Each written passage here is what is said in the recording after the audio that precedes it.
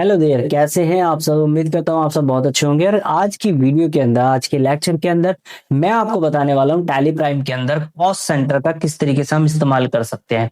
रक्षाबंधन का जो फेस्टिवल है उस पर हम लोग एक एग्जाम्पल देखने वाले हैं, और उस एग्जाम्पल की मदद से हम लोग कॉस्ट सेंटर को पूरा देखने वाले हैं, समझने वाले हैं। तो किस तरीके से कॉस्ट सेंटर का इस्तेमाल होगा आज की वीडियो में मैं आपको ये बताने वाला। पर्टिकुलरली देखिए क्या होता है, रक्षाबंधन के टाइम पर हमारे घर पर सिस्टर्स आती हैं, बुआ जी आती हैं ना। तो हम उनको कुछ पेमेंट करते हैं। तो जो अब उनको जो हम गिफ्ट दे रहे हैं या जो हम पेमेंट कर रहे हैं, हमारे लिए तो खर्चा ही है ना भाई। तो लेकिन अच्छी बात है, बहनों के लिए खर्च करना कोई दिक्कत वाली बात नहीं है। तो हम जो वो खर्च कर रहे हैं उसका हमें एक्सपेंस बुक करना है। मैं ये सिर्फ एक फनी वे में ले रहा हूं ताकि आप लोगों को समझ आए कि कॉस्ट सेंटर कैसे हम इस्तेमाल करते हैं टैली के अंदर।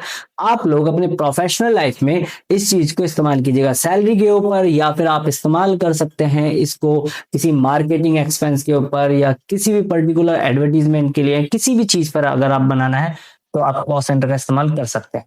मैं आपको पूरा सिखाने वाला हूं। तो मैं यहाँ पर एग्जांपल ले रहा हूँ रक्षाबंधन का, कि रक्षाबंधन का मेरा एक्सपेंस हुआ है और मैंने बड़ी दीदी को कितने पेमेंट किए हैं, बुआ जी को कितना पेमेंट किया है, छोटी वाली दीदी को कितना पेमेंट किया है गिफ्ट के रूप में। मैं उन सब का मैं नाम के हिसाब से भी चाहता हूँ कि उनके सामने मेरा खर्चा दिखाई दे, और रक्षाबंधन का टोटल खर्चा भी मेरा दिखाई देना चाहिए। ठीक है, तो आज की वीडियो में ये हमारा लेक्चर होने वाला।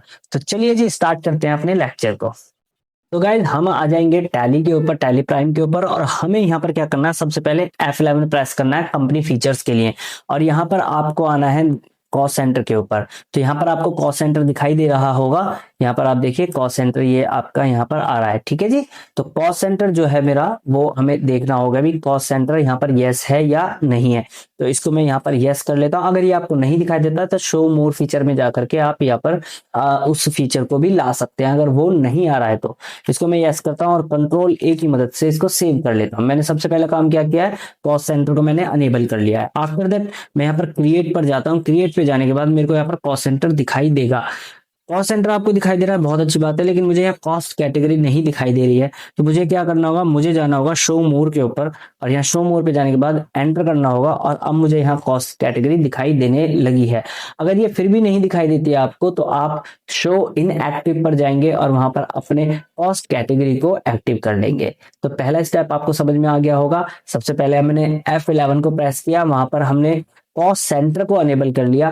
उसके बाद हम क्रिएट में गए, cost centre cost category check करी, कॉस्ट कैटेगरी आ रही है तो ठीक है, नहीं आ रही है तो शो मोर में जाकर के हम देख लेंगे, और उसके बावजूद नहीं आती है तो शो इन एक्टिव में जाकर के आप उसको एक्टिव कर लेंगे। ठीक है जी, मैं यहाँ कॉस्ट कैटेगरी बना लेता हूँ एक, क्रिएट न्यू। तो मैं एक बना लेता हूँ यहाँ पर कॉस्ट कैटेगरी रक्षाबंधन की। ठीक है जी, रक्षाबंधन, इसमें तो कोई दिक्कत नहीं है जी। इसको आप एंटर एंटर करके सेव कर लीजिएगा। ओके, आप यहाँ एम्प्लॉय, मार्केटिंग, एडवर्टीजमेंट जो आपको रखना है वो आप हेड रख सकते हैं। उसके बाद यहाँ पर मैं आप कॉस्ट सेंटर पे जाता हूँ, और कॉस्ट सेंटर हम यहाँ बना लेते हैं। अब मैं कॉस्ट सेंटर किस पर बना रहा हूँ तो वो कैटेगरी मुझे यहाँ पर लेनी होगी। तो कैटेगरी में ले लेता हूँ, रक्षाबंधन मैंने अभी बनाई थी वो ले लिया। मैंने नेम बना लेता हूँ। तो मैं किस किस को पेमेंट करूंगा, मैं दीदी के नाम लिख लेता हूँ, है ना। तो मैं सबसे पहले लिखता हूँ बड़ी बुआ जी। बड़ी बुआ जी हो गया हमारा, इसको एंटर एंटर करेंगे, सेव कर लेंगे। एक हम रख लेते हैं हमारी छोटी बुआ जी। ठीक है जी, इसको भी एंटर एंटर कर लिया। एक हम रख लेते हैं मामा जी की बेटी। ठीक है,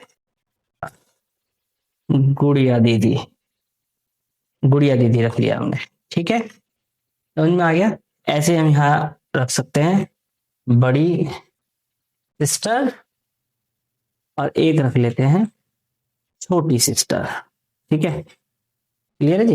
ये सिर्फ मैं एक आपको समझाने के लिए एग्जांपल ले रहा हूँ। ठीक है, मेरा किसी को यहाँ पर टारगेट करने का कोई मोटिव नहीं है। ये सिर्फ इसलिए है ताकि आप रिलेट कर पाए कि कॉस्ट सेंटर में क्यों इस्तेमाल कर। ये मेरे कॉस्ट सेंटर क्रिएट हो गए हैं। उसके बाद अब इसके बाद मुझे क्या करना है, अब मुझे एक लेजर भी क्रिएट करना होगा। तो क्रिएट करेंगे, लेजर पे जाएंगे, और यहाँ मैं क्रिएट कर लेता हूँ एक रक्षा बंधन एक्सपेंस के नाम से कर लेते हैं। ठीक है, रक्षाबंधन एक्सपेंस, और ये हमारा जाएगा जी इनडायरेक्ट एक्सपेंस के अंदर। तो ये मैंने इनडायरेक्ट एक्सपेंस में डाल लिया है। इसका एंटर एंटर करके हम यहाँ पर सेव कर लेंगे। ओके, ये क्रिएट हो गया है। उसके बाद मैं यहाँ पर वाउचर्स में जाऊंगा, और यहाँ पर आप पेमेंट करेंगे हम रक्षाबंधन एक्सपेंसेस की। ओके जी, मैं लेट्स से मैंने टोटल जो पेमेंट डाली है वो मैंने डाल दिया है यहाँ पर 20,000 रुपये। ठीक है, टोटल पेमेंट मैं 20,000 डाल देता हूँ। अब यहाँ पर मेरे से पूछ रहा कॉस्ट कैटेगरी बताइए, तो नेम ऑफ कॉस्ट सेंटर की बात करता है। तो कॉस्ट कैटेगरी अब मेरी यहाँ पर आ जाती है। यहाँ पर मैं लेता हूँ, मेरे रक्षाबंधन के नाम से मैंने बनाया था ना, याद है आप लोगों को? कॉस्ट कैटेगरी आ गई। नेम ऑफ कॉस्ट सेंटर, तो बड़ी बुआ जी, सबसे पहले बड़ी बुआ जी को मैंने जो पेमेंट करी है वो मैंने 2100 रुपये करी है। ओके, उसके बाद छोटी बुआ जी को हमने जो पेमेंट करी है वो हमने करी है 3100 रुपये, है ना? ठीक है, अब ऐसा नहीं है बड़ी बुआ जी बुरा मान जाएंगी। ठीक है, ये सिर्फ और सिर्फ एक एग्जाम्पल है। ठीक है, आप यहाँ पर एम्प्लॉय को रख करके देखिए, उनको सैलरी आप दे रहे हैं अलग अलग। ठीक है, इसके बाद मैं बड़ी सिस्टर ले लेता हूँ। बड़ी सिस्टर, उनको मैंने 5100 रुपये दे दिए हैं, है ना? और छोटी वाली सिस्टर, ये छोटी वाली सिस्टर को तो ना मैं बस मात्र 500 रुपये दूंगा। ठीक है, क्लियर हो गया। उसके बाद मामा जी की बेटी थी हमारी, तो मामा जी की बेटी को हमने दे दिए, लेट से हमने मामा जी की बेटी को 5100 रुपये दे दिया, है ना? ठीक है, समझ में आ गया। और कोई रह गया क्या? हाँ, गुड़िया दीदी रह गई थी ना एक। गुड़िया दीदी, ये देखो, गुड़िया दीदी को 4100 रुपये हमने दे दिए। ठीक है, समझ में आया? तो ये टोटल हमारा 20,000 हो गया। क्रेडिट में हमारा आ जाएगा कैश, कैश में ही पेमेंट करिए, बहुत बढ़िया। तो अब आप एक बात ध्यान से देखिए, रक्षाबंधन एक्सपेंस जो मेरा हुआ है टोटल वो 20,000 हुआ है। रक्षाबंधन के जो अंदर हमने रखे हैं, किस किस का हमने पेमेंट करा है, तो बड़ी बुआ जी हैं, छोटी बुआ जी है, बड़ी सिस्टर, छोटी सिस्टर, मामा जी की बेटी, गुड़िया दीदी, तो हमने ये सारे एक्सपेंस उनको हमने दिए हैं गिफ्ट के रूप में। अब मेरा टोटल भी आ रहा है और यहाँ पर मेरी टोटल पेमेंट भी दिखाई दे रही है, और इसको हम कंट्रोल ए से सेव कर देंगे। समझ में आ गया कि नहीं आया? तो आई होप अब आपको कॉस्ट सेंटर और कॉस्ट कैटेगरी का क्या यूज होता है वो आपको समझ में आ गया होगा। आप लोग प्रैक्टिस कीजिएगा एम्प्लॉय एक्सपेंस के ऊपर, एम्प्लॉय की सैलरी के ऊपर, और अलग अलग एम्प्लॉयज रखिएगा। ठीक है, किसी को ड्राइवर रखिएगा, किसी को अकाउंटेंट रखिएगा, किसी को मैनेजर रखिएगा, किसी को प्रोडक्शन डिपार्टमेंट में रखिएगा, और उस हिसाब से उनकी सैलरी जो है आपके सामने आनी चाहिए, किसको कितनी पेमेंट किया है। ये बहुत यूजफुल है, बहुत ज्यादा यूज होता है। एक छोटी जो शॉप्स हैं, जो या परचूनरी शॉप्स हैं, जिनके यहाँ पर प्रॉपर पेरोल सिस्टम यूज नहीं होता, तो वहां पर ये बहुत बहुत यूजफुल टेक्निक है।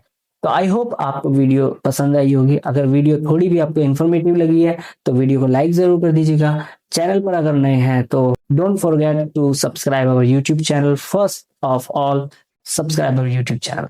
ठीक है, thank you so much for watching this video. मिलते हैं अगले वीडियो में, तब तक के लिए take care, bye bye and keep learning guys.